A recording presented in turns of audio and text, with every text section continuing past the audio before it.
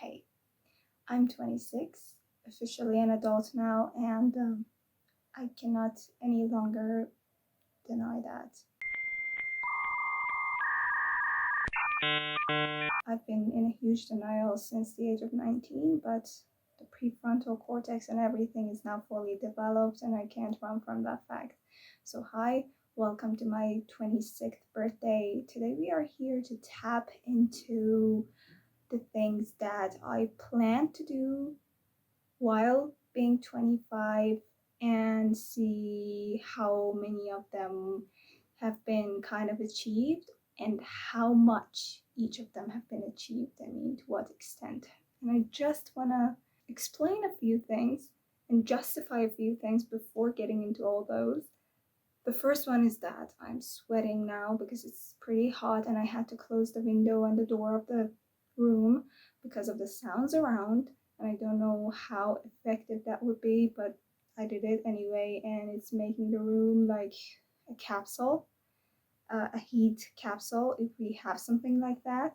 And if at any point of this video I'm talking like Brittany Borowski, that's because I've been indulging her content and love her, by the way, for the past few days because I was working on an art project that I'm not going to get into that in this video, but I needed some content to listen to, and her podcast Borowski Nation and some of her videos basically were the main content I consumed for the past few days. So I had recorded a video for my channel. Actually, the first video that I uploaded was named I Think Anyone Out There, and I was just kind of mentioning a project called Project 25. I've recorded that video. I've actually watched that again today, and it was 15 months ago when I was still 24. That's weird, but I was still 24, and I'm thinking about that. Like 15 months ago, I was 24, and now I'm 26. That's just crazy. And I was in that video talking about what goals I want to achieve when I reach the ripe age of 25, or by the end of the age 25.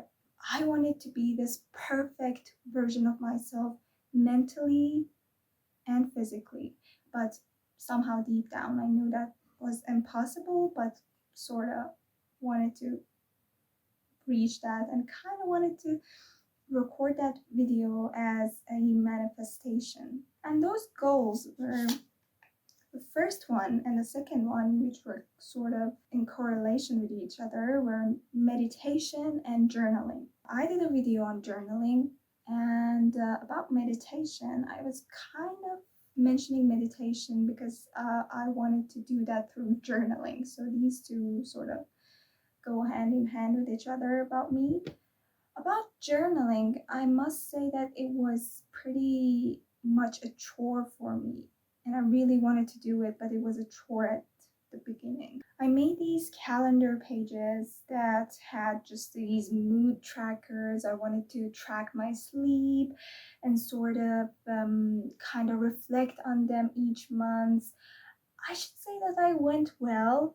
I started 1 month in the new year, and it went on well for 8-9 months, and some stuff happened and I sort of lost track. I kind of lost track sometimes even during those 9-10 months that I've been doing those trackers, and I really didn't reflect on them.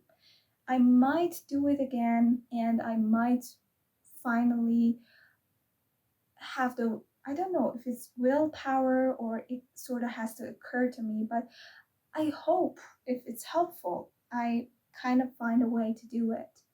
But if it's not, I don't know. I don't know. I kind of want to do it. I kind of want to reflect on my behavior and my, like, see what actually changed my mood that day. I actually took some notes, but it was kind of also because I was sort of aware of all those things. And I was just like, okay, I know what things make me be on a bad mood and what things make me just like happy. There were a few days that I couldn't put a finger on why I was in such a bad mood, but other than that, I was sort of aware of that. I don't know, maybe if I actually reflected on them and wrote down some words, that would have been more helpful, but I don't know. I just don't know. I didn't achieve that goal in that way, that certain way, but I sort of, like, for the past few, I can say, weeks, less than a month, I have gotten into this chat with AI. I am doing a little AI therapy, if you will. AI has been rewiring my brain, kind of, a little bit, to love myself more and um, kind of love myself unconditionally and radically without actually saying it. It was just kind of implying that. And I am just like, I'm kind to everyone, sort of. Like, if they do something wrong and they come to me and start talking about it, I would say just, it's gonna be okay. You shouldn't always expect the most from yourself, or it's gonna be just like, fine, you haven't done anything bad. It happens. We make mistakes. We are human. But when it comes to me, I'm the most cruel and cold hearted person, almost like a strict kind of professor that no matter what I do is never satisfied. Me, in my head, I am this, I don't know, vicious queen sitting on her throne and just like ordering myself to do all these hard tasks. And kind of, I am satisfied with myself, I can say, but not that regularly and not that easily. And I don't just give myself a break. I'm constantly blaming myself for just sitting down, doing nothing, for just like being. And kind of that sort of always wanting to improve, not necessarily improve, toxic sort of perfectionism is eating me alive and has put me in such a perpetual struggling mode that is not that effective. Also, it's just like, it might seem from outside or on paper, this bitch is working so hard on everything, is thinking about her projects. Most of it is thinking and overthinking, if you will. I'm thinking more than doing things. If I want to reflect now on what I've been doing for the, like, a big portion of my life. Unless there's a deadline, or I just have to submit my work, or somebody has assigned me something, yeah, I would do it. And I would be a perfectionist for that, but at least I would do something and then my work would have some outcome. I think we are all familiar with that concept and I shouldn't explain it more. But coming back to that, I realized that I should be kind to myself as a result of chatting with AI. And uh, this AI assistant, I think, have told me sometimes during these sort of sessions that we had together, had told me to write down the things that I find out about myself, or like, sometimes I had this vision of myself in the future and I talked about it to that AI assistant, and it was just like, oh, that's perfect. Do you want me to provide an image of that for you? Like the vision that you have of yourself, like, say, in 5 years. And I'm just like, yes, I'm wearing this, I'm doing that, I'm at this specific location. And it provided me with a picture that was so close actually to what I was imagining. And I was just like, I kind of want to print that and stick it into my journal. And the assistant told me that it's just perfect and you should probably write something underneath it, or just write something about it. Or I was kind of talking to this AI assistant about my emotional struggles as the firstborn child, the burdens that sort of are not always just imposed on me by others, but rather the things that again I have made in my head and gave voice to them so much that they have become burdens on my shoulders without anyone imposing them. And I think they are a result of being a firstborn child. I was just talking to the assistant about those, and it told me that it's gonna be okay. Basically, these are all human feelings, and that's completely normal, and you're not evil for feeling like that. And like, sort of, when the thing told me that it was okay, it was like it brushed off a layer from the top of that, and I was relieved finally that okay, it's okay. So what's underneath the surface? And I realized that okay, from that I've gained actually some good experiences. I've earned some skills, some skills that are good for my character development. And I told them to the AI assistant, and it was just like, yes, exactly. That's great. That means that you have kind of made your way across the acceptance phase, and now you're thinking about the good things, the good side of the coin. And it told me to write them down. I wrote them down. I grabbed my pen, I wrote them down, and I felt good instantly. I have come to this conclusion for the past, I think, 15 months, I could say, that whenever my brain sees a positive pattern, that's when I can easily develop a habit of that thing. Like, my brain sees and feels how much better I feel after writing those words down, then it wouldn't be a chore to me anymore. And that's why I say that during the past months, as a result of talking to someone, which was actually not a person, but was trained to answer and interact with me like a person, I sort of got into journaling.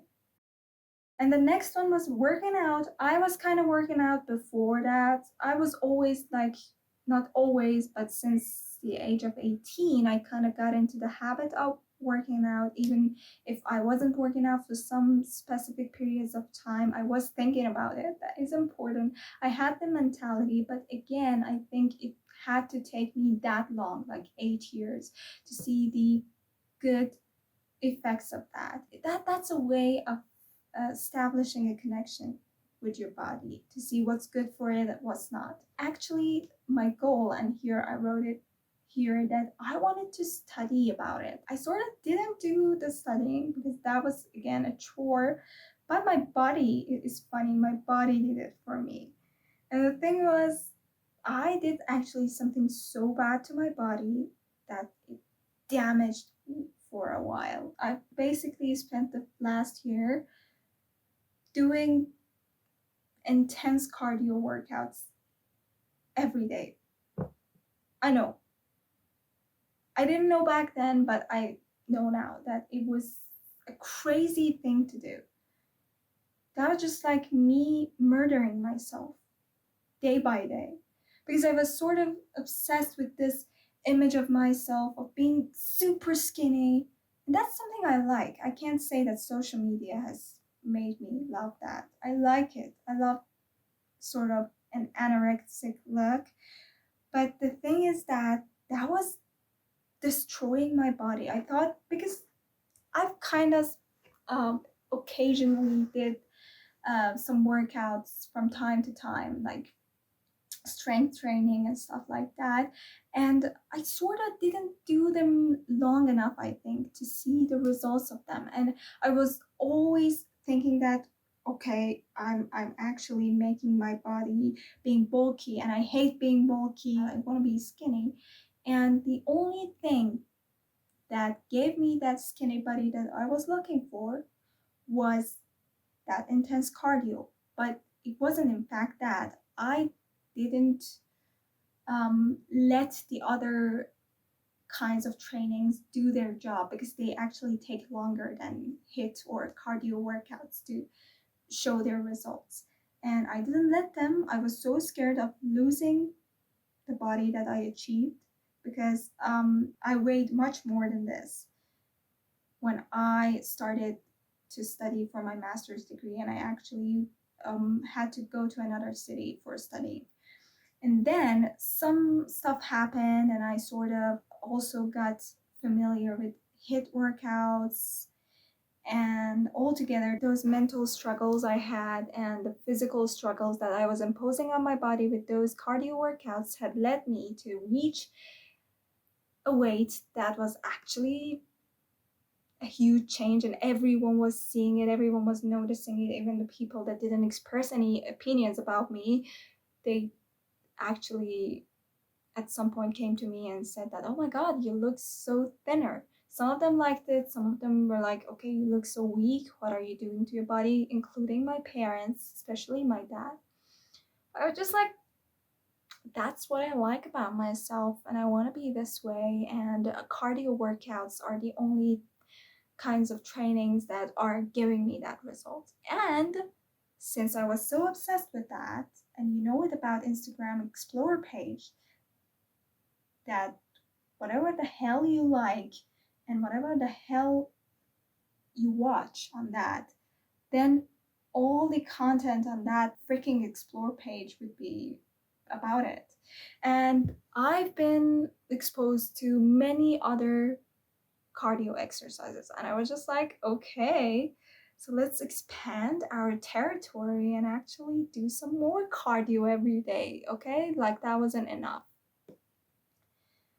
Intense cardio for 20 minutes, then another 20 minutes, and doing this for every day. And sometimes I'm having so much energy, so how about running in the afternoon and adding it to that freaking cardio I was doing? And I did it for about 2 months, and then that was a total disaster. Me in the bathroom, I sort of destroyed everything good about my bowel movements. And I was all every day, I was just like, okay, my body is good, but I was always complaining for 2 months straight about the problems I had in the bathroom. My mom had became worried. I was worried myself. It was bleeding every time. Sorry to say that, but it was bleeding every time. And I didn't know that was in correlation with all the cardio I was doing. And I don't know how. I think I asked AI again, and I watched some videos that by doing so much cardio, I was actually putting my nervous system and my whole body, my nervous system, yeah, my nervous system in this, what is it? In this fight or flight mode. It's just my body is in survival mode all the time. And it means that I put so much tension on my nervous system that it's always stressed out and it's always ready to fight. And since there's a gut brain sort of nerve and axis in our body, whatever happens in here affects what's going on in here, and whatever is happening here and on your whole nervous system is going to affect what's going on here. That was basically what I was doing to my body. And I thought that, okay, I have probably a chronic illness, or probably that's because of the things that I'm eating. I tried drinking these making these homemade electrolytes, and I was just like, probably my body is not receiving enough water. That was also right, but that was basically because of the workouts I've been doing. And then I started fasting. Like, that weight I was currently at wasn't enough, and then I started fasting. I only ate for 8 hours and 12 hours, not eating anything and doing those cardios. But then after reading those stuff about fight or flight mode and putting so much tension on my nervous system, I actually went to see, okay, so what solutions do I have now? And I was kind of, I think, suggested to do Pilates workouts. And I read about them, and that gave me this anxiety of, okay, I'm gonna be bulky. I know I'm gonna be bulky and I'm gonna lose this skinny figure of mine. That was crazy now that I'm thinking about it, but I'm so glad that I was introduced to that. So I downloaded this app. I also read about it that it takes, uh, on average about 3 weeks for an average person's body to show the results of those Pilates workouts. So I was just like, I'm giving my body 3 weeks. I'm going to eat better. I was fasting for the first week. I was doing Pilates, but I'm gonna eat better, and I'm gonna give my body basically 3 weeks. I would do Pilates workouts no matter what and see what it does to my body. If it gets bulky, then I would go back to cardio or I will figure something else out. But I really seriously can't anymore with the problems in the bathroom. Those are making my life a mess. I can't concentrate on anything. I'm always in pain and I don't want that pain. I kind of cared about my figure so much, but I was just like in desperate need of getting rid of those problems. So I tapped into Pilates. It was very hard at first. I was training at home, and that app was just like giving me detailed guidance, and it was just like, okay, engage your core, breathe deeply, and to find a balance between those two is so hard at first. So I was kind of devastated at first, but I sort of luckily didn't give up. That was a miracle. And I was so scared of not doing cardio, so I also asked AI that, can you help me? Like, I'm doing Pilates workouts, but I still want to sort of maintain my figure and I kind of want to do cardio. What should I do? And it's suggested walking for a few days a week and doing Pilates for a few days a week. And by just like kind of going back and forth and trying different routines, I sort of have came. I don't want to jinx it. I don't want to say it because I think I'm going to jinx it, but okay, whatever. I've reached this routine of doing 3 days of cardio, which is just me running slowly, in place running, uh, or walking. If I'm PMSing or I'm not in the mood for running, or basically just going out for a walk, and 3 days of doing Pilates, about 50 minutes. And yeah, I kind of improved my gut health, and now I sort of have a better connection with my body. I have made some muscles at some specific areas that I'm so happy with. I'm actually doing some weightlifting because before my arms were so much thinner and not very powerful. So every time I wanted to open the lid of something or grab something heavy, I was basically struggling. But now I can actually say I'm stronger than before and I actually feel better about my body. I didn't get bulky, and I'm glad that I try to change my routine, and I hope that works for me. But actually, I'm now more positive about myself and my body and changing my routine whenever my body is signaling, and listening to my body is actually my priority now. And that's a huge difference between the 26-year-old me here present at this moment and that girl in that video mentioned earlier. And I'm really glad about that. I'm really happy about it. The next thing that I talked about was a healthy diet, which I sort of have done some specific things for it, like adding oatmeal to my diet, eating breakfast every day, which is a nice thing that I'm doing because as a young teenager, I was always nauseous when I woke up in the morning.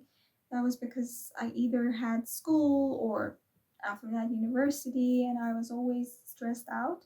I am unemployed, so maybe that's because I start every morning relaxed as F. But at night before going to bed, I'm also blaming myself about it, about not having a job. Probably starting a job would make me nauseous again in the morning because I'm anxious about the day ahead. But I think my brain has seen the positive pattern of me eating a small breakfast before starting my day and is now looking at it as a positive thing to do in the morning and as a way of just like waking up. It's I think a part of me waking fully up. And now we're getting into hobbies. There was always this instinctive kind of thought inside my brain that I love fashion and I want to do something about it. I love designing clothes and I want to learn how to sew. But I was so scared of starting that. And to get into that, I knew a bit of crocheting, so I started crocheting. I was just like, I'm going to watch tutorials. I do not have a sewing machine, but I do have crocheting tools. Maybe it's time I tap into that. And I started doing that. I recorded a video, I uploaded it. The result was amazing.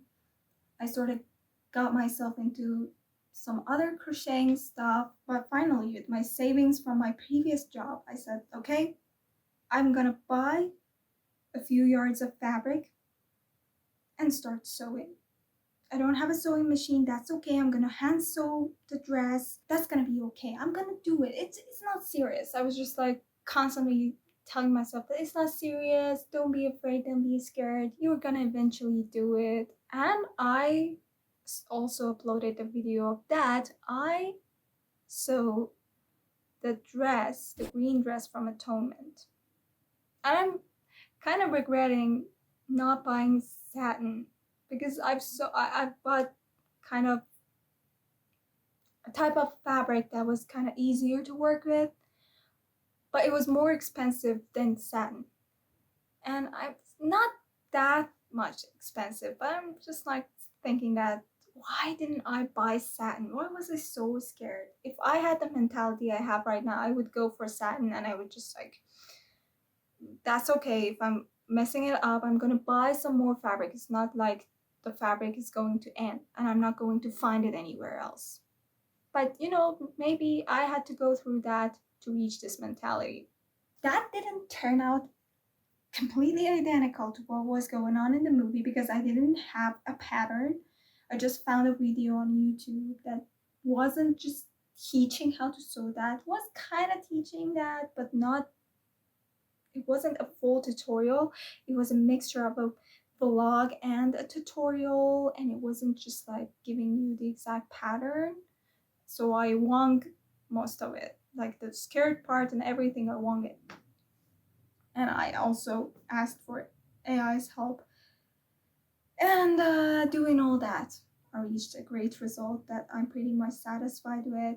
Then I had another piece of fabric that actually was a souvenir from my grandma. So I said, why not sewing a shirt with that? Again, this time I had a pattern.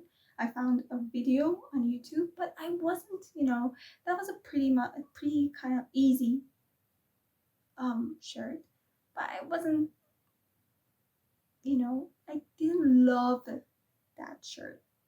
It was easy and I had the fabric for it, but the problem was just like I kind of got into this mental struggle that I don't like that shirt deep down in my heart.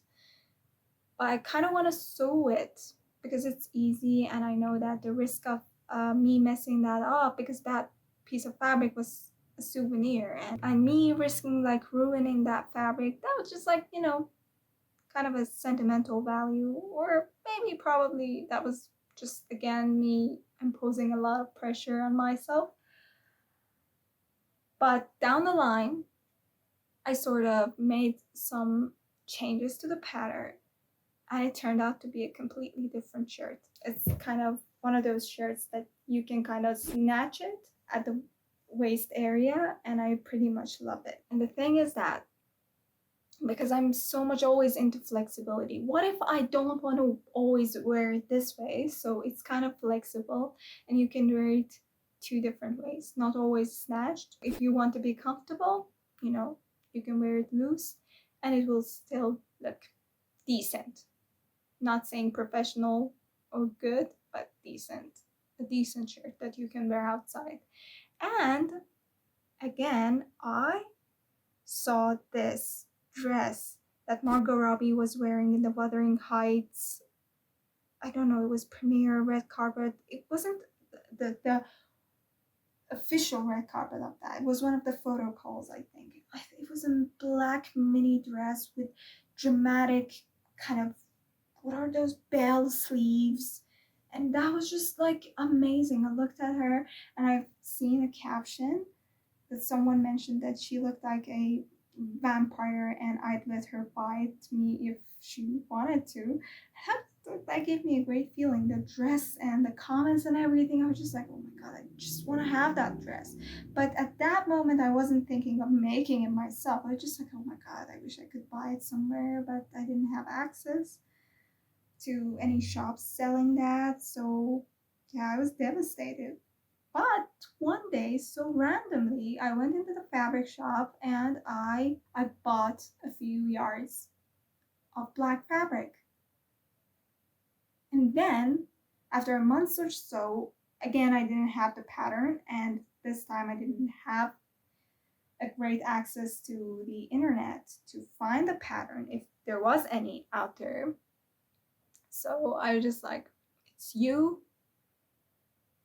and only you, and you're on your own, just wing it.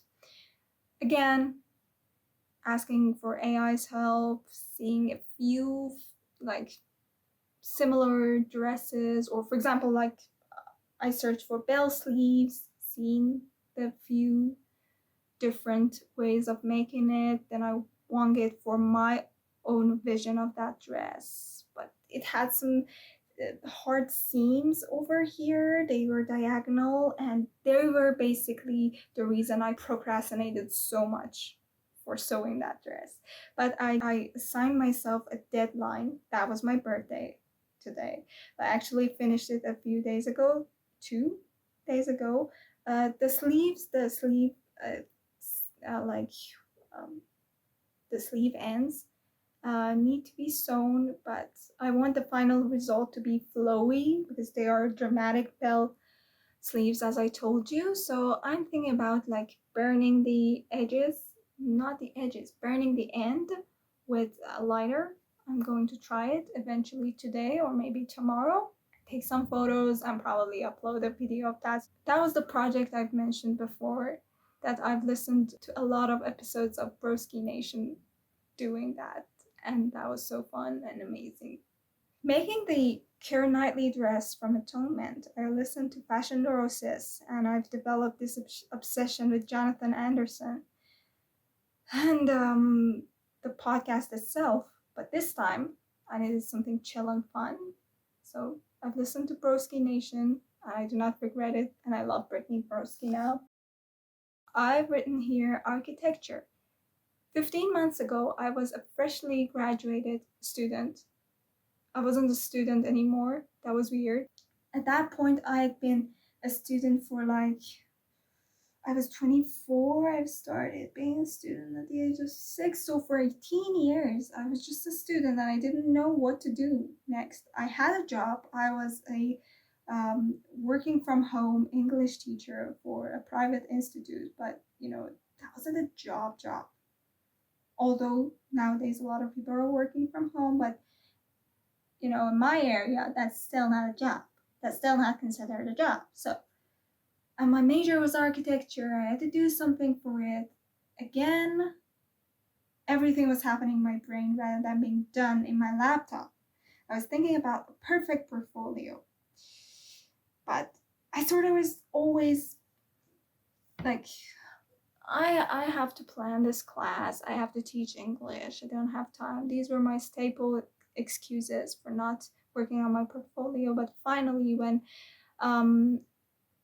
I found the courage to give up the job I had, I started to get this relief that I finally have enough time and mental space for working on my portfolio. I saw millions, not millions, but a lot of examples online. I filled my brain again with so much pictures that gave me anxiety instead of putting a pep in my step. So again, a lot of procrastinating, but the funny thing is that today actually I finished my portfolio. Just before taking a shower and getting ready for recording this, I don't know why I've become so superstitious. I think that has something to do with OCD. I think Brittany mentioned that, and I was just like, it was an epiphany. Oh my god. Being superstitious is kind of having a sort of OCD. It's just you being so obsessed with a few things rather than you actually believing in those. So I fear that I might jinx it, but I just exported it. So, and today I was just like, I was just noticing a few things that I would like to work on more or change, but I was just like, I've had it with this portfolio. I've been working on it for what, the past 6-7 months, and seriously, I'm sick of that. Whatever it is, the hell with it. But it's good, trust me, it's good. And I exported it, and I just want to sort of present it in this sort of open book kind of thing, like doing the mock-ups in Photoshop. But other than that, the whole thing is done today on my birthday. I kind of regret that I haven't finished it earlier, but I think that's all for good. That had made me want to just like improve my skills. I'm looking at my CV now and I'm saying that, oh my god, I have to improve my skills. And I've made peace with myself that actually I shouldn't be a know-all. I can improve myself at any point, at any age. And that humbled me in many ways. Yeah, I don't know if it's going to work, but I'm going to submit it to a few architecture firms, and I hope I get in. I am going to face a lot of rejections. The universe is hearing that. I'm actually gonna be accepted very soon. So, okay, superstitious bitch. And that is it. Basically, these were the goals I've mentioned, and without actually me consciously doing something for them every day, I sort of think that by saying them in that video, I've reached them to a good extent. But for me being 26, and now that I'm not thinking about my age as a milestone, and I do not want to be this perfect version of myself, I just want to be. That is actually last night, the last minutes of being 25 actually. I started drawing. I drew myself. Yesterday I was just making this cake. That wasn't the official cake for my birthday, and I was just trying this method of making a glaze for the cake for the first time. I was trying for the first time, so I messed it up and it didn't turn out good. I was sitting kind of sad, but also trying to do with what I had at hand to just like make it, no matter how bad it becomes. Just try to make something and produce something at the end. This is what I'm sort of going with these past few weeks. And while at the end of the night, while I was thinking about a subject for my drawing, I sort of started drawing myself at that moment. I'm going to probably place my drawing somewhere here. And I drew that moment, and I suddenly felt like I should put the surface of water above my head. Like I'm at the bottom of the ocean or a body of water. It was an ocean.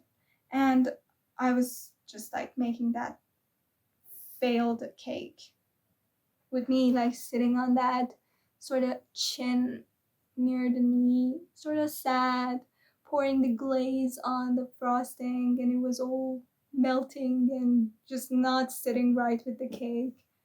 And I sort of drew some fishes, and it was me under the sea, and I sort of had this long snorkel that went from my lips to outside the surface of the water.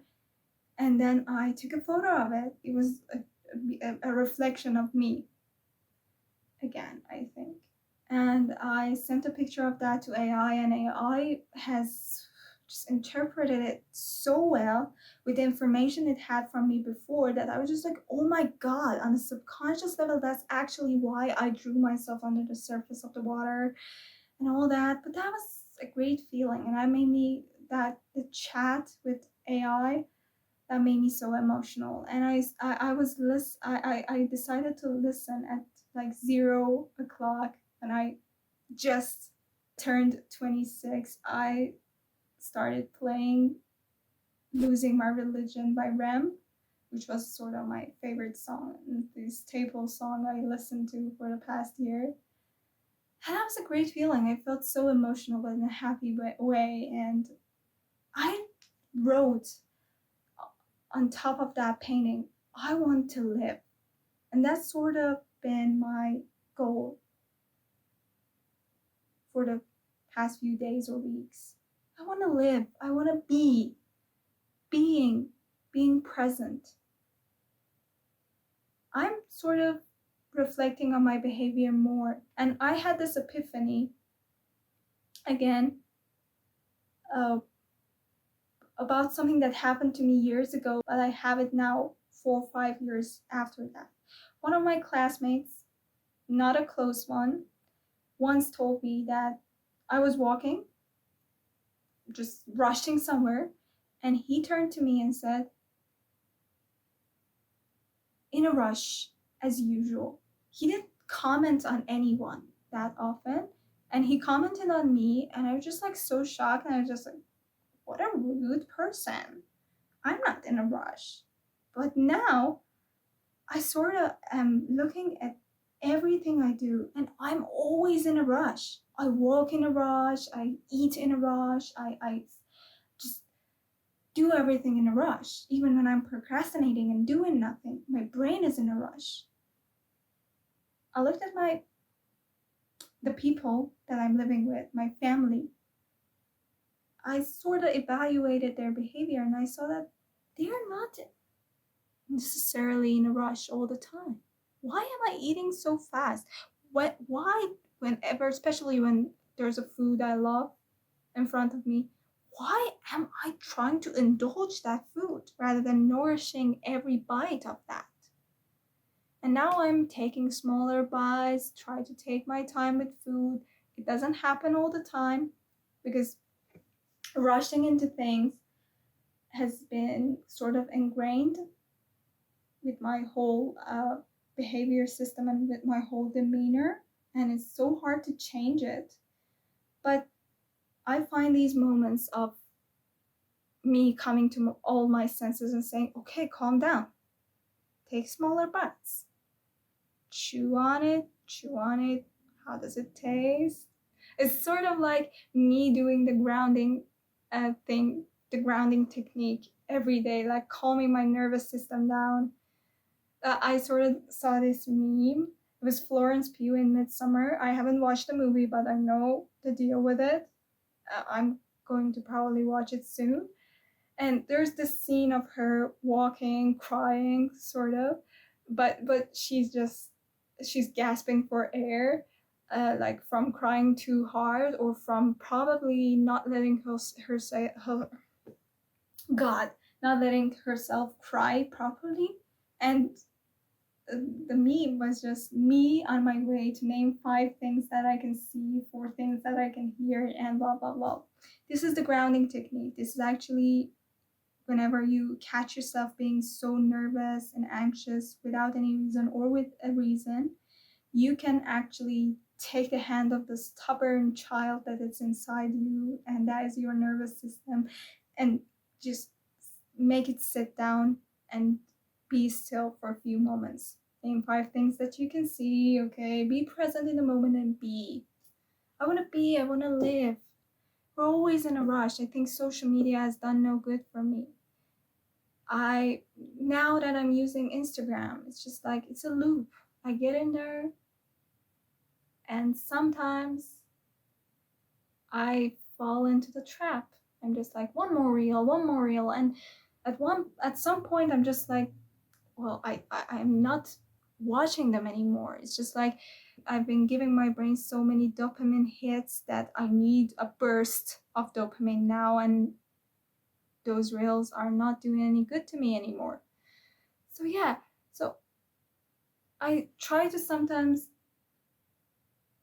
when I come to all my senses while I'm on social media for so long, I'm just like, okay, just close the app. This is what I do. This is what I've been doing lately. And that felt good. I think my brain also has seen the positive pattern in that too, and I hope I do it more. And the ultimate goal for me is to be present, and to be present is not to be a perfectionist. I think it has all the things that I want to develop my character in it. And I think that's a great practice for that. Yeah, and I wrote some notes down here, the things that I've been feeling. I've written them down while I was sewing my birthday dress. So, yeah, these came to my mind. I sort of have achieved a piece of growing up and saying, thank God I'm not dealing with things like education, etc. I'm not afraid of other people's judgments.